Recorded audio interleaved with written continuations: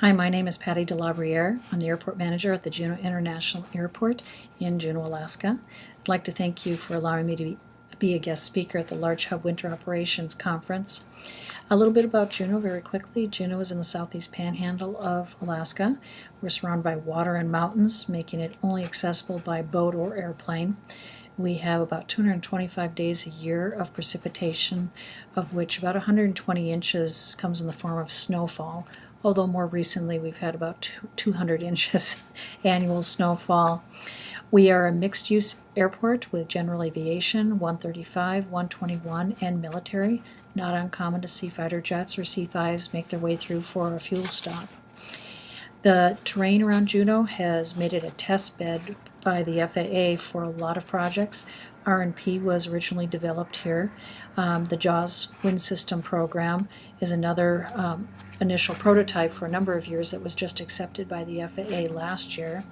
ADS-B, because of our non-radar environment and mountainous terrain, has been a huge development here for seeing where aircraft are located. And then again in 2009, Juneau was asked to be a part of the TELPA ARC research with the braking action reports and matrix testing. The airport uses 3 friction measuring devices, although more recently we stopped using the grip tester. It was good at fast speeds. It transmitted data electronically. However, it was not reliable. We found that dragging it through any slush or the sand, it had to be recalibrated and was not giving accurate reports. It was giving higher mu readings than what was actually out there. In addition, a dedicated vehicle and having to send our limited staff back in to go get a specialized piece of equipment made it a tool that was just not useful to us. So we rely on the Tapley and electronic decelerometer now. Both are used at much slower speeds, but they seem to be very accurate and very close to one another with the mu readings. Of course, there's 3 mu readings are required with the Tapley, but 3 in each of the areas are required for the decelerometer. So 3 readings at touchdown, 3 at midfield, and 3 at rollout. It was found to be a lot more efficient for our staff as well, since it was already in the vehicles that we were using. So going on to the matrix development, when FAA and Alaska Airlines came to us with the new matrix, it was looking at numbers that were based on 0 to 6, so 0 being nil braking action, 6 being dry conditions, and of course everything in between with the 1, 2, 3, 4, 5.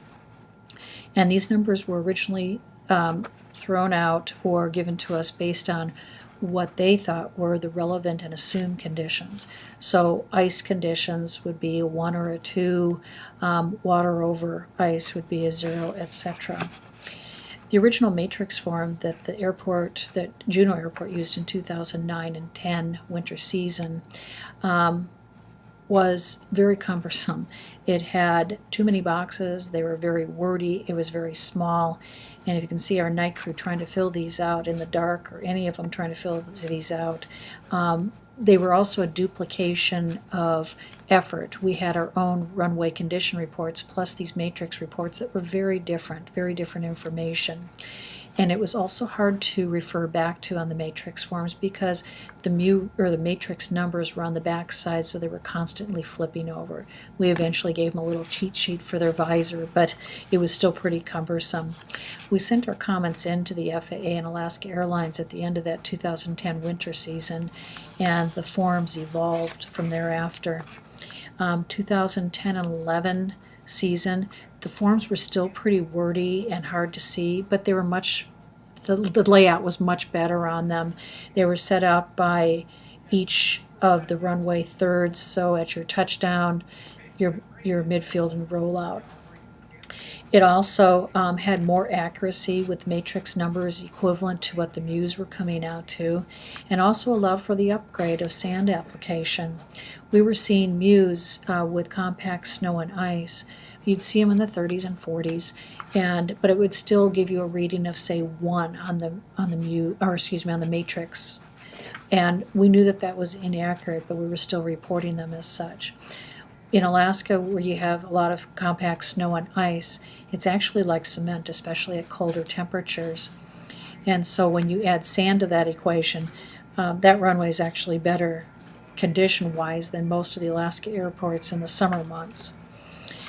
We did have a hiatus in reporting for the 2011 and 2012 season, but came back in the 2012 to 2013 season. And the committee now just wanted our actual friction measuring reports to compare with what they now had for data systems on the aircraft. They were able to compare these, and Juneau had no duplicate efforts with trying to fill out reports and submit, no matrix numbers that we had to assign. So it was actually a pretty easy season for us. They were just looking for the validation within their own system now. We do have concerns with, as we move especially into the digital NOTAM system, and I'm sure a lot of airports have had to deal with this. When MEUs are over 40 and they're not reported by, say, flight service or tower because of the restrictions that the FAA puts on, it makes it look like no report has been done. There's actually an operational void out there. So we requested our local FAA, both air traffic and flight service, to report MEUs as all MEUs over 40 instead of the actual numbers. So it looked like there was an actual report being done. As we move into the digital NOTAM system, as I said, we requested that this line be added to the digital NOTAM system so it doesn't look like we're operating in a void anymore. We certainly appreciated being asked to participate in not only this conference but also participate in the Talpa ARC research, and certainly hope that Juneau was able to give some good validation to their numbers. We appreciate it. Hope anybody that comes up to Alaska stops in at Juneau and come in and say hi. It's a beautiful state, and we welcome you to come join us. Thank you very much.